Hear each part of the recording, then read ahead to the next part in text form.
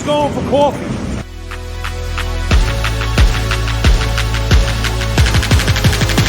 Who's going for coffee? So no one's going for coffee. Who's going for coffee?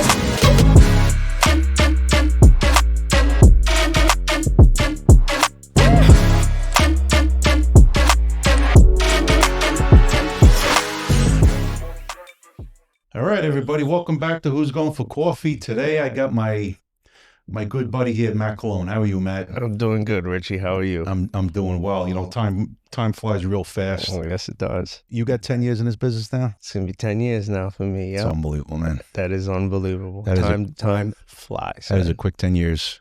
It's just, I hear people, come in, and when I first came into business, I used to hear guys, I've been doing this 30 years, 40 years. Even my stepfather drove buses for the MTA for 25, 26 years.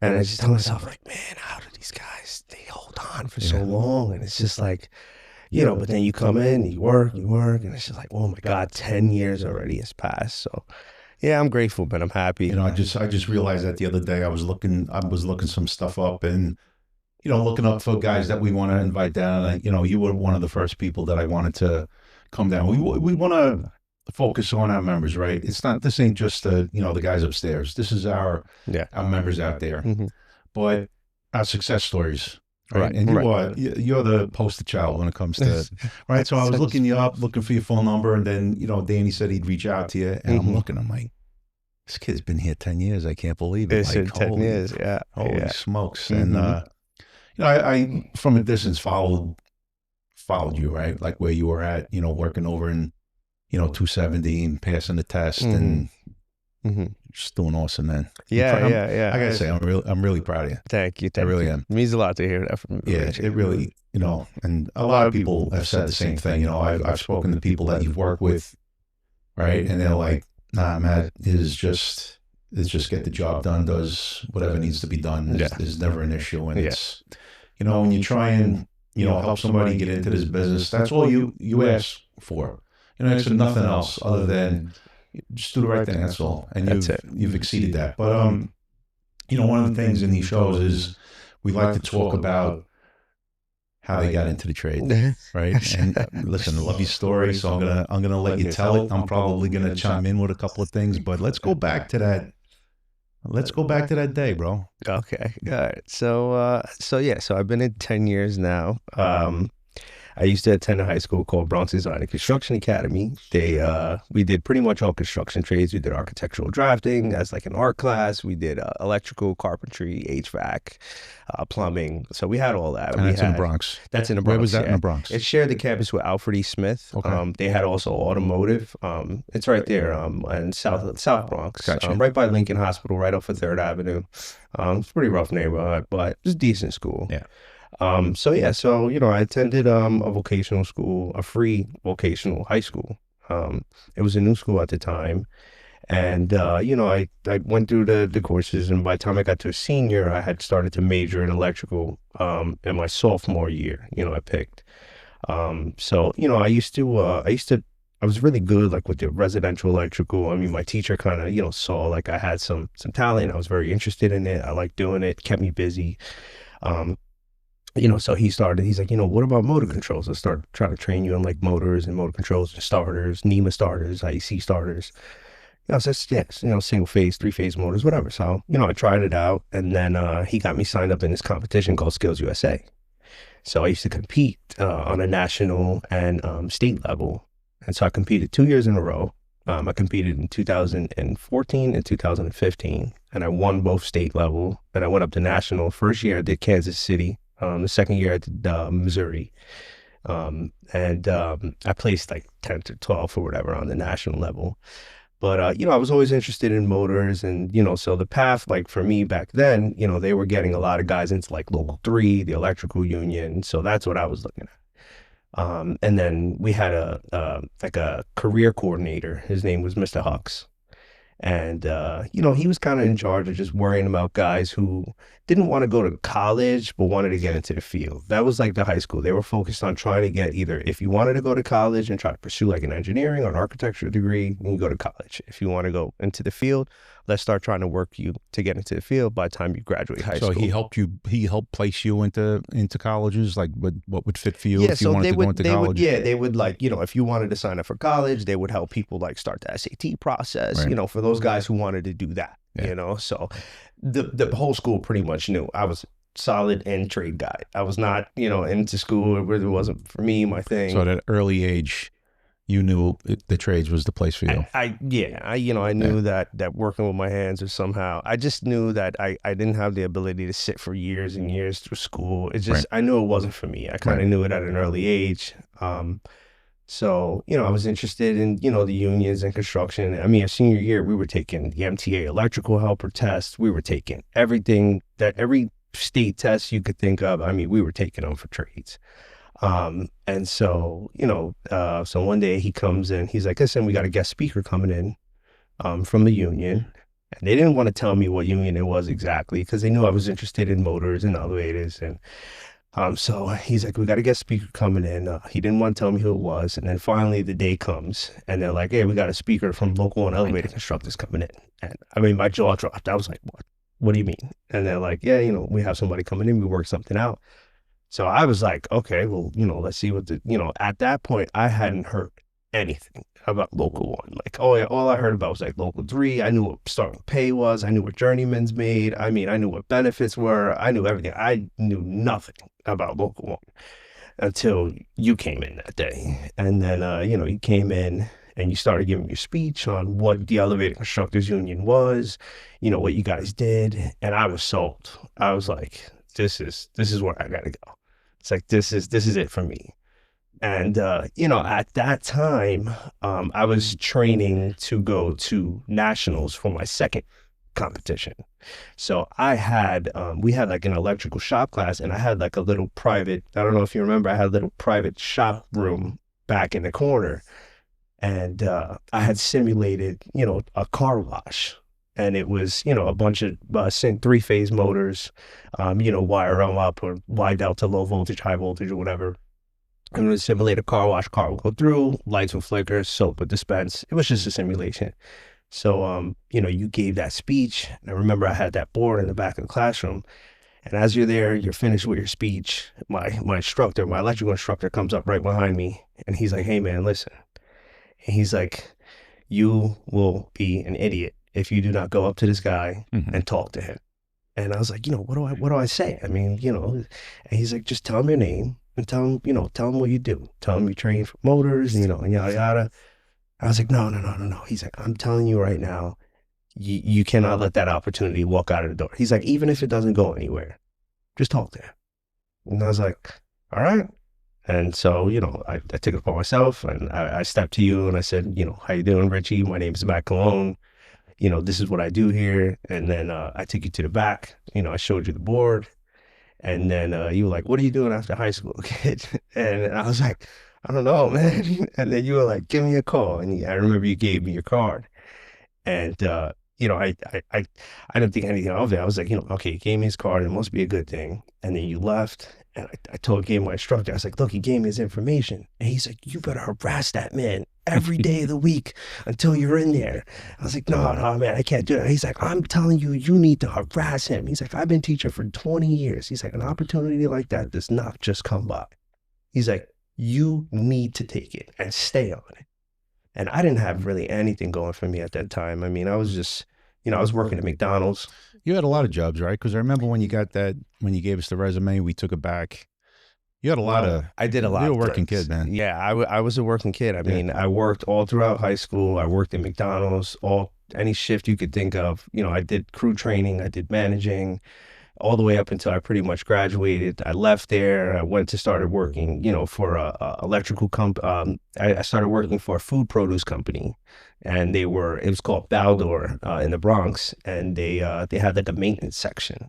and I would take care of like lights, garage doors. And I did that. I was doing that at 18, Yeah. you know, waiting to get into the union. And I worked for DNA Electric. I mean, I had 1 year that span where I waited to get in from high school to this job.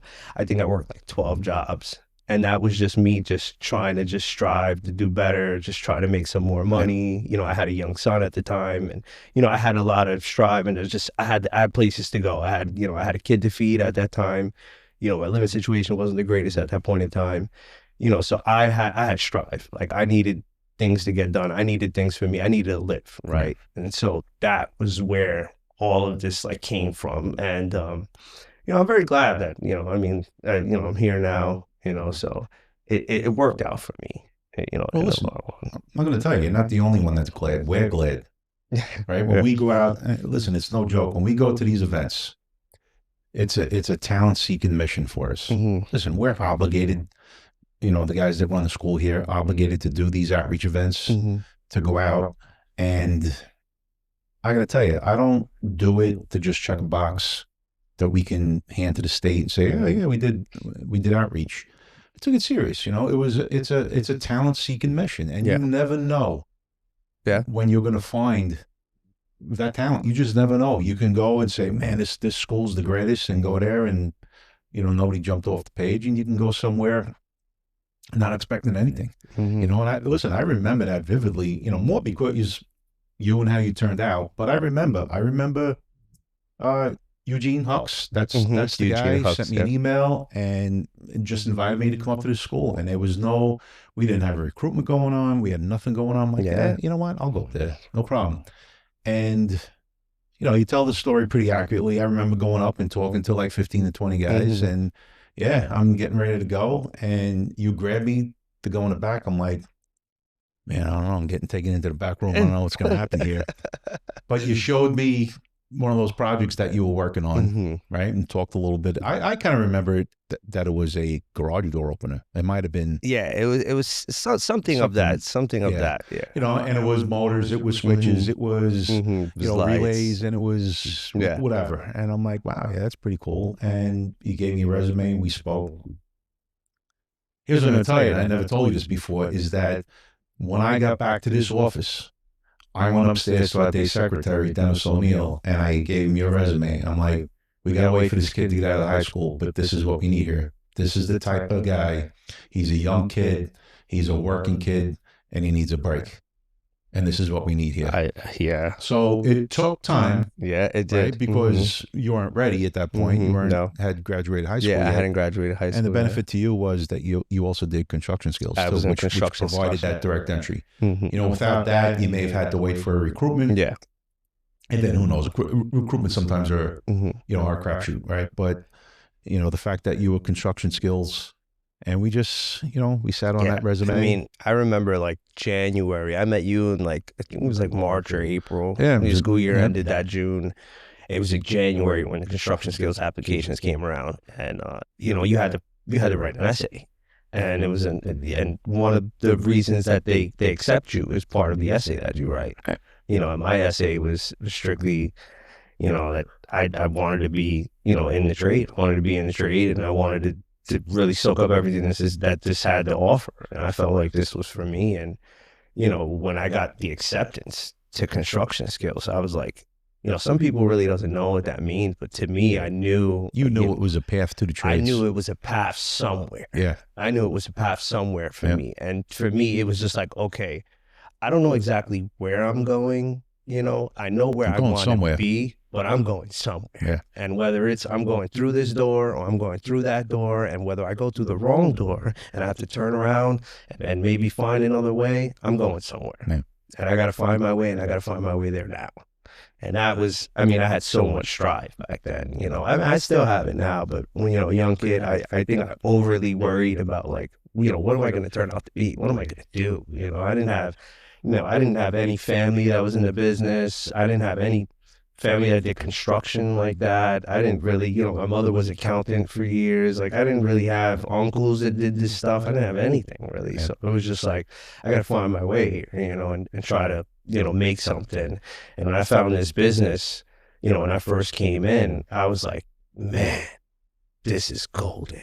You know, and I vividly remember the day that I got the phone call from Dennis O'Neil. I actually missed the phone call because I left my phone upstairs.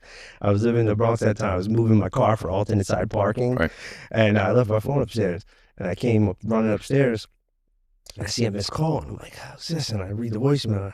I think I still have the voicemail. I might be able to replay it for you. He's like, hey, this is Dennis O'Neil, local and elevated constructors. I hung up the voicemail right there. I didn't need to hear anything else he had to say. He said, this is Dennis O'Neil from local and elevated constructors. I canceled that voicemail and called him right away. And he's like, hey, Coney's looking to hire you. Could you come in? I was like, I can come right now. Yeah. And he's like, oh, come in the morning. So I came the next day, started the whole process. But I remember like that day, I was like, Dennis O'Neil called me, man. I was so happy. That's probably a name you're never going to forget, right? What? I will never forget that. The great Dennis O'Neil. He was a day secretary. He was a great guy. Yeah, he was a great guy. He was a phenomenal day secretary. Yeah, he was, listen, he was a character like we all are, but Dennis was, listen, he was a great he was awesome. Yes, Yeah. he was awesome. Yeah. Will be missed. He will be missed. But yeah, I remember that day he called me, and I was like, finally, I'm here. And I started the process, me being a brand new helper in the business. I started working for Kone at that time. So what's it like? You get hired, you come down here. It's probably still, is this real? Is this going to happen? As an 18-year-old kid. As an 18-year-old kid, and you get on the job. Like, what's going through your mind? Like, you're finally here. Like, this is happening. I come in, I came down with you, and I signed the papers and everything. I got my card. I get on the job, and I remember just like walking in the job, and it was a construction job. I'll never forget the job. It was 2965 Ocean Parkway. It was April 4th. I'll never forget the day. I remember the drive in. Ocean Parkway in Brooklyn? Ocean Parkway in Brooklyn, yeah. I'll never forget the drive. I remember everything. My first mechanic was Andy Cedeno out of Kone. And I remember getting onto the job and, not knowing what to expect. I mean, I didn't know anything. I mean, it was 6:30. I was outside with my safety bag in my hand, my harness on. I didn't even fully know how to put a harness on yet. I had my harness on, I had hard hat on. I get on the job, and we were building MRLs at the time. And, I remember like the equipment coming in, and I was just like, oh my God, this is big. This is a big deal. Like, this is serious. Like equipment's coming in, rails are coming in. And I just realized at that point in time, I'm like, there's a lot to learn here. Like, there is so much to learn. And, when we were doing that job, it was just me and one mechanic. Right. So I got to look at the business from that standpoint as a brand new help. And it was very good because I got a lot of one-on-one time with him. He showed me a lot, and we were doing cars from start to finish. So it was like, you learned a lot. I learned a lot. Yeah. And we were going, and MRLs, we were doing 5-6 stop MRLs. So a month and a half, 2 months later, you got another job. 2 months later, you got another job. So they were just like, Kone was flying these things off the wall. I mean, and it was beautiful. I mean, I was so happy to just be here. So happy to just have this job and come to work every day and just learn. And it's rough. It's not easy coming in at 18. Being here now 10 years later, I'll tell you, I met, so many guys sometimes that, being 18, sometimes you're still a kid and you don't really sometimes understand the severity of what you really have here when you're here, and it's very easy to make some bad choices, bad decisions. But when I came in, man, I just saw this and I was like, this is where I got to stay. And anything that I need to continue to make my way up, now I'm here, right? Now I'm a helper. My next step now is to keep my mouth shut, learn what I can learn so I can move up now. I'm not blowing it. No, I can't. I can't. I'm not blowing it. I can't blow it. I had you relying on me, and I was like, I can't blow it. You helped me out, and I just, I didn't have anything really to fall back on. I was so lucky and grateful to be here, and it was just like, there was no backup plan for me. When I came here, I was like, this is it. This is it for me. Like, it's like, I couldn't think of anything else. And then I was here, I started working on the job, and I remember my first paycheck, man. I was ecstatic. I was working 2-3 jobs at one point in time before I got into business just to make a couple $100 a week. And I remember when my first 40-hour paycheck came in, I was like, yo, I am gold. And, I was like, I was in first year Alpha back then. And I was like, man, I made it. And I remember running home and showing my mother. And my mother, my mother was counting 20 years. She looked at me and she goes, are you serious? And I was like, yeah, like this is, and she was like, oh my God. And I was like I told you, I'm getting there. I'm getting there. And now, so I'm here, and I know, all right, now I gotta learn the business. I gotta learn the business, you gotta learn the business. There's so much. First of all, when it comes to safety, I mean, you have to learn the business just to keep yourself safe so you can go home at the end of the day. I mean, that's a whole nother ball game, right? Just learning how the elevator works and then keeping yourself safe, that's like 2 different ball games. You gotta learn those things. So, I came in, I worked for Kone for a couple of years, and then I left and I started working for Otis. And at the time, Otis, when I left to start working for Otis had Hudson Yards. And that was like a very massive project. Sure was. It was the biggest project in the country at the time. And I was very ecstatic to be there because now I'm young, and, I was full of, energy and, I wanted to go places. I wanted to do things. And, I started working for Otis. I got to this big job.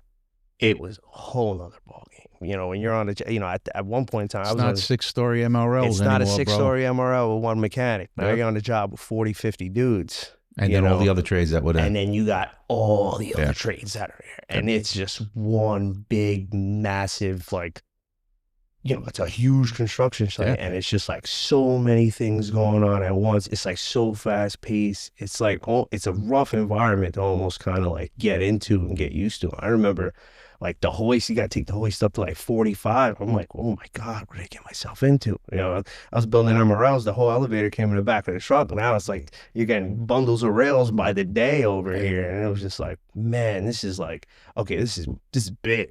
Like, this is real big. And I wanted to do that. I wanted to work on the high cars. I wanted to work on the fast cars. I wanted to do and touch everything there was to touch or see.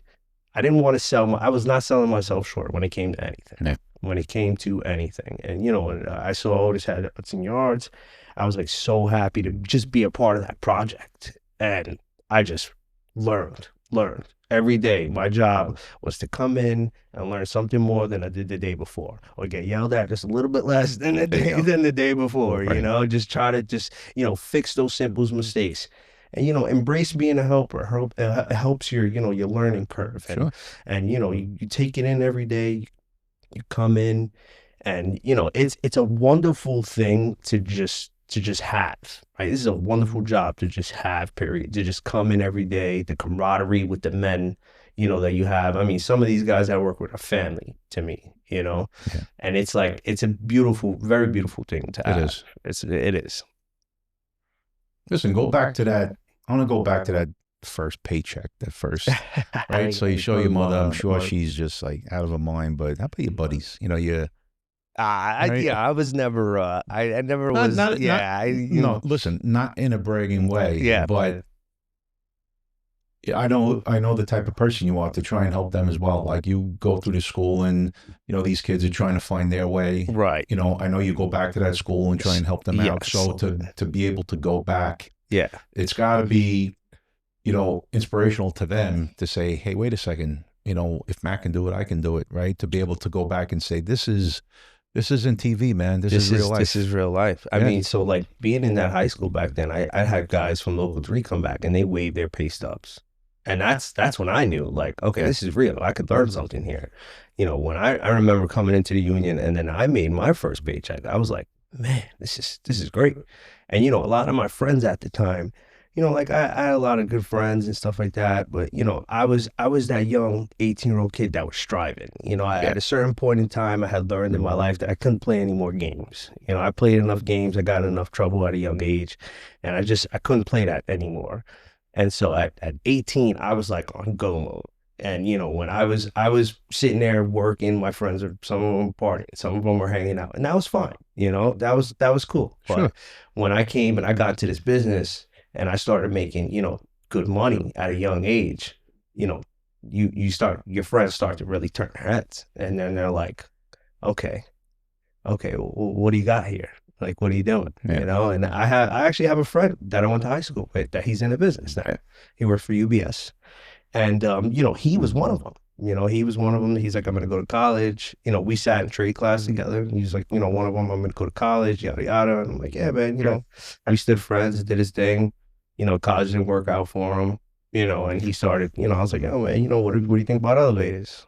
You know, he was like, yeah, you know, and I'm like, you know, man, just, you know, just check it out, man. Just try it, you know, just get in, you know, do some. I mean, look, you know, let's pay checks. And he's like, yo, that's what you make? I'm like, yeah, man, it's good. It's a good job. You know, it's not easy, but it's a good job. And I mean, fast forward a couple of years now, he's here too, you know? So it's like I have a buddy in Tennessee, he installs Lulas, you know? So a lot of my friends, I have a friend of mine, she does MTA elevators and escalators. Yeah. So I had a lot of friends that came after and saw, you know, me in the elevator business, and they're like, oh man, let's start going that way. Let's start going that way. You know, there's good things in this business. You know, there's money to be made. It is. It is. There's a lot of good things. It's not just paycheck. You No, know that as a family man, those benefits, man. right? I'm Those a father. medical benefits, and then I'm sure you're keenly aware of what you are building for retirement, Oh yes, right? yes. A lot of people, especially young kids, don't look at that like, worry about that down the road. Mm-hmm. Where, man, for somebody coming out of high school like you did at your age, not everybody's ready at 18 years old. No. Right? I don't think I was ready. You know, I went to school, I played baseball in college, but I don't think mentally, physically I could have done it, but mentally I probably wasn't there yet.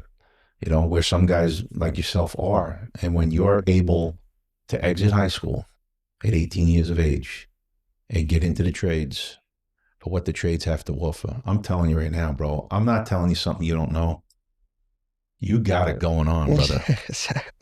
Right? You're gonna your job right now, you got a lot of jobs, but your job right now is to stay healthy, work safe, provide for that family, and you're gonna retire. You're gonna have to have pants with some big pockets because they're gonna be filled, and that's what the trades does for us.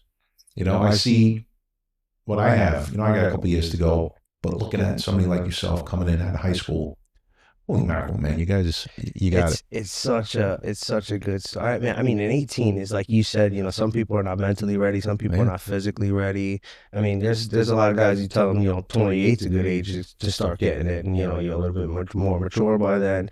But you know, you think about like, you know, you get that head start at 18, that annuity, that 401 that you start collecting. You know, and those statements come in the mail, and you're just like, you know, man, I remember when I was just starting to collect and I was like 20, 21, and I was just like, you know, like, okay, like this is serious. Yeah, like this is good stuff. This is good stuff. Yeah, going to the doctor, you know what I mean? Going to the doctor to co-base my kids. I mean, I'm a father of 3, you know, and they have insurance and I don't have to worry about a thing. Yeah. I mean, it is a comfortable luxury to have, you know, in life, to not really have to worry, you know, too much about, you know, benefits. And I know I come to work every day. I know that stuff's going to be there for me. Right. You know, I work hard, provide for my family, and I know what I have. You know, I know what's coming to me, and it's all, you know, it's all through it's all through this union, man. It's all through, you know, what guys before us have fought for. Guys have given up their personal time, you know, to work out for us and negotiate for us. You know, this was all started way before me. You know, I'm a small piece of the pie, just like we all are. You know, and it's a very beautiful thing to have. It's a wonderful thing to be a part of, and you know, just got to give back a little, man. Yeah, it's a great attitude, and you're giving back, and you're going to be coming on as an instructor, as a instructor. Yeah, which I'm so happy and so proud. You know, we need, you know, some young guys coming in to take over for, you know, the older guys that have slowly, you know, retired and transitioned to retirement. We need to replace that talent. Yeah. You know, when we see somebody like yourself that gets it, is energetic and is smart, man, it's a great way to give back to, you know, teach the younger guys in the school. And I really like bringing on the younger guys. We do have a bunch of younger guys. You kind of, it resonates a little better, you know, with the younger kids, apprentices that are coming in. Yeah. Right. A younger guy, you can relate a little better with Yeah, that young kid. yeah. Not that the older No, guys can't, you know, we can, but it's Mhm. different. I know it's different. So, it's a great thing for the program Yeah. to have somebody like yourself coming in. It's funny you say that, you know, because you know, like we mentioned earlier, I've been in business 10 years. You know, a lot of these jobs right now, I'm at 270 Park Ave. I've been there a couple of years. A lot of these jobs that we get on, these big jobs, you know, we go through these recruitments and we start hiring younger guys, you know, and then, you know, you start to, you know, guys start coming on job 22, 23. And, you know, I start realizing like, oh man, you know, I'm closer to aging them than the rest of the job, Right. than a lot of the rest of the journeymen that are on this job. You know, and a lot of the helpers, they start to gravitate towards me. They Right. start asking me questions on down. It's like, oh, you know, well, you know, you're a young mechanic, you know, and it's like they use me as like their pipeline, you know, to work them between, you know, some of the guys who could be a little bit harder on them. And I like it. I like being that mentor, you know, for the younger guys on the job who feel comfortable. Anybody who works with me on the job knows, you need anything, you come to me. No matter who you are, you got a day in the business, you got 10 years in the business, I will take the shirt off of my back and give it to you if you need it on the job. That is who I am. That's great. That is who I am. And I see a lot of these young guys come in now, and, you know, and I'm just like, any knowledge or any wisdom that I can give any young guy that I didn't have back then, that I see now, I'll give it. Even if it's life, if it's trade, if it's job, if it's anything. I'm all about just trying to help the next guy. I mean, that the high school that I went to, that was all we kind of, you know, that was like our aura over there. That's what we did. You know, it was all about helping the next guy, giving back, coming back to the school, share your story, help the next guy out. You know, there's all places for everybody to be. It's not, you know, you don't need to hold it for yourself. There's so much knowledge and information. Sometimes you could just have a 10-minute talk with a kid and touch him. I mean, there's so many kids that I've gone back to the high school and told and you know, talked to, showed paychecks, and they've come up to me in the street and they're like, hey Matt, you know, you gave a talk to us a couple of years ago, man. This is what I'm doing now. And I'm like, yo, man, you know, good for you, man. Like, good for you. I've seen guys walk in as brand new helpers, you know, for Otis, show up on the job. And I'm like, hey man, didn't you go to the school? He's like, yeah, man, you graduated 5 years before me. He's like, yo, man, I'm here because of you. You know, and that to me is like, that means so much. That means like more than they even know, you know. It's like, here I am, you know, I was 17, 18, and now I got guys, you know, now I'm 23, 24, 25, and I got guys coming up to me saying I was their role model. And it's like, man, like, you don't realize it, how you jump, how sometimes you can touch a person's life just by a small conversation, just by sharing a little bit of wisdom, you know. It can do a lot to kids who really need it, you know. Yeah. So you're at 270 now. So I'm at 270 now. So you're at 270. You're at Hudson Yards. You start off working with a great mechanic doing, like, man, you got to go play, you know, go to Vegas or something, bro, because you've been rolling sevens. Yeah, man. You know, I was with Kone for a while, and then I left Kone. I started working at Hudson Yards. Then I left Hudson Yards. I started working over at 217 West 57th Street. It's the tallest residential project. Okay. Yeah, that super tall tall job. Yes. And it looks like it's going to fall like over. The tall, skinny one. I was there for about 4 years, man. I spent a lot of time on that job, days, nights, at every shift you could think of. I was there for a while. I went back to Hudson Yards. We did 66 Hudson Yards. I was there for pretty much the whole job. And then I went back to 270. I've been at 270 since pretty much the beginning, since we started. I've been there about 3 years now. So that was a big project. Massive. Sure. It was the biggest project we had 90-something units. It was huge. I mean, there was elevators all over the place. It was just, I mean, you've been there.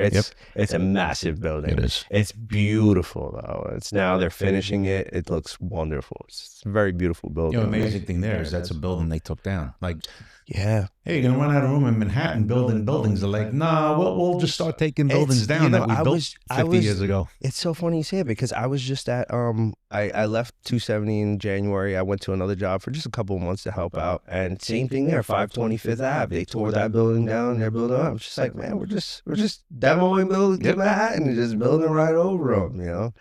It's crazy, but that's New York City construction. I mean, just to show you, I mean, you've been to 270, you know what the bottom looks like. The engineering that goes into that place, it is astronomical. Yeah. It is crazy. Like I walk around, I've been there 3 years. I walk around and I'm like, oh my God.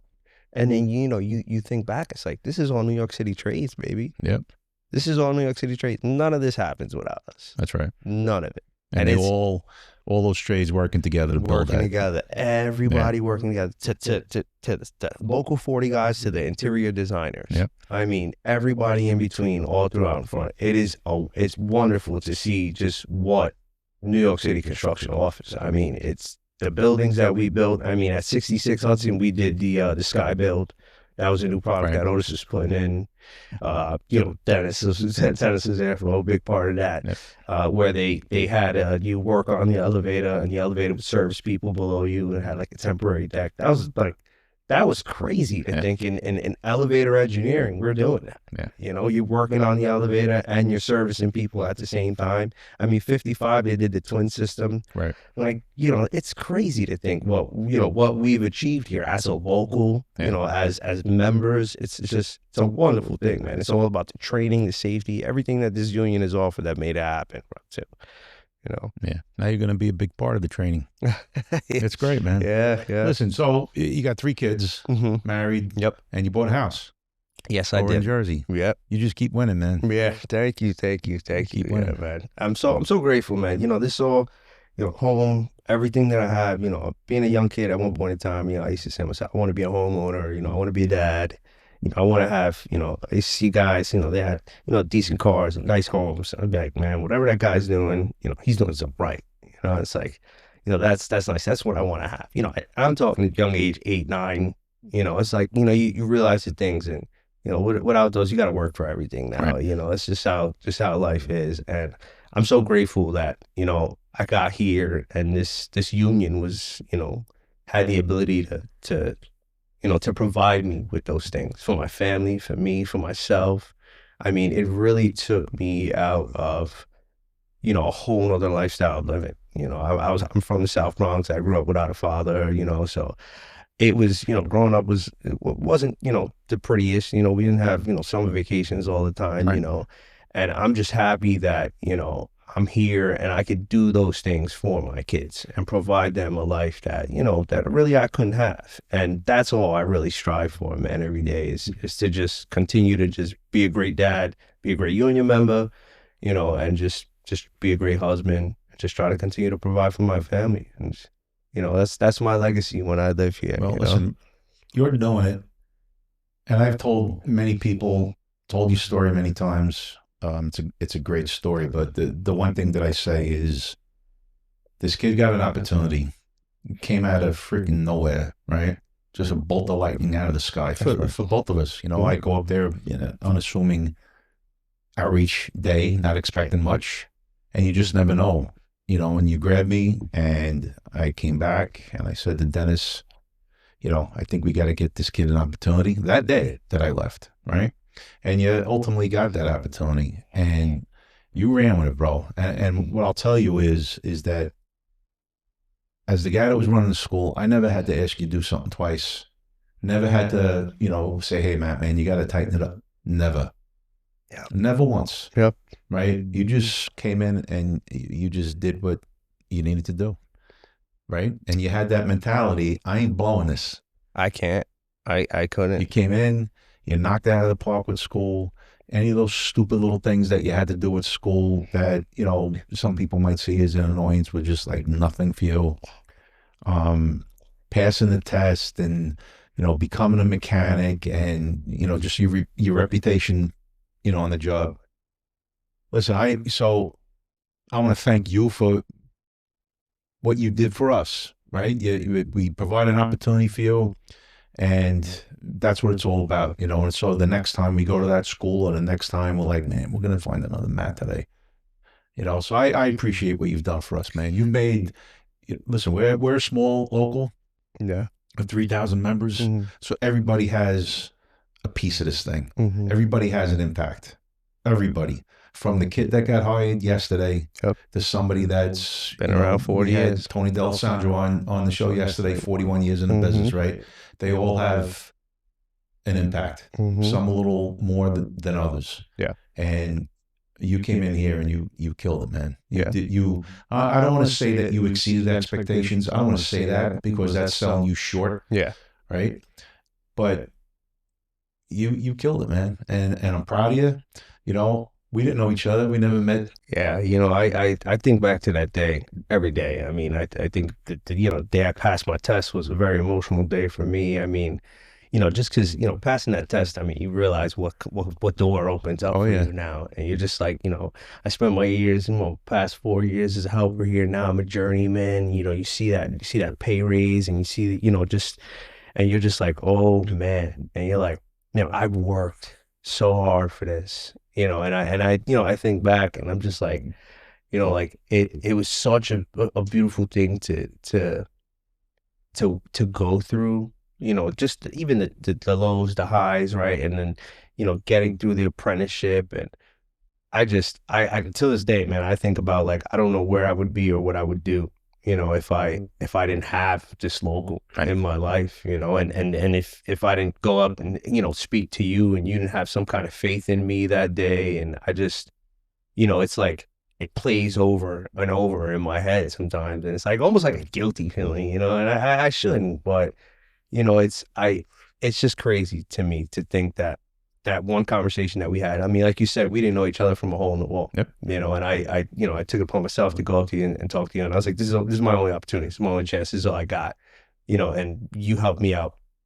I mean, more than I could even mention. I mean, I've said this to you before, you know, you're sitting here living across the table saying thank you to me. I mean, without a doubt. You know, I can't even imagine what I could give you or say to you. Listen, you've done it for the past, you, or you've just done it for the past 10 years, and we'll continue to do it. Right, and by making this, and it all revolves around this organization, right? Yeah. Making this organization as great as it can be, and you're a big part of it. And listen, I appreciate it. We had a chat before about going back to your school. I know you go back to your school to, you know, help these young guys out. Yep. And I'd love to go back there with you. You know, grab Danny and go back there and do some outreach. And do it again. Let's find some more mats. Yeah, I'm so down for it. Anytime you guys, you know, you want to go down, make a trip, I'm all for it. Yeah. Anything you guys need, you know, I'm here. I know you are, bro. I know I could call you up at any time. And anytime, anything you need, anything you need. That's what it's all about, pal. That's right. So listen, I appreciate you coming down. It's always a pleasure for me to see you. You're just like a little bolt of energy that, you know, walks into the room and it perks everybody up. You really are, man. You're a great kid.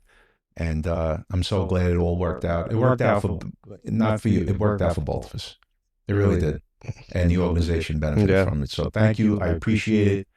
You know, you just got to do me one favor, is you just got to continue to go out there and work safe and make sure you get home to your family every day, those 3 beautiful kids in your life, and be that mentor to our younger and our older members too. You know, sometimes, you know, I'll put myself in there. If I, you know, remember back in, you know, sometimes I needed a wake up call and somebody smacked me in the face. Hey, bro, what are you doing? What are you working like that for? Whatever, right? Just be that, you know, be that mentor for everybody. It's not just the younger guys. It's for everybody. It's everybody. Right? Just carry yourself the way you're doing it, man. You're doing a great friggin' job. And I look forward to just watching you continue to blossom. And now, you know, coming into the school and giving back and teaching our young guys, it's phenomenal. It's great. So thank you. Anytime, Manny. Anytime. I'm glad to be here. I'm glad to give back. And, you know, it's a wonderful thing to be a part of. It is. It's a very wonderful thing to be a part of. So. All right, pal. I appreciate it. Anytime, Rich. All right, pal. You know the deal. Have a good one. All right, you too, man. Who's going for coffee?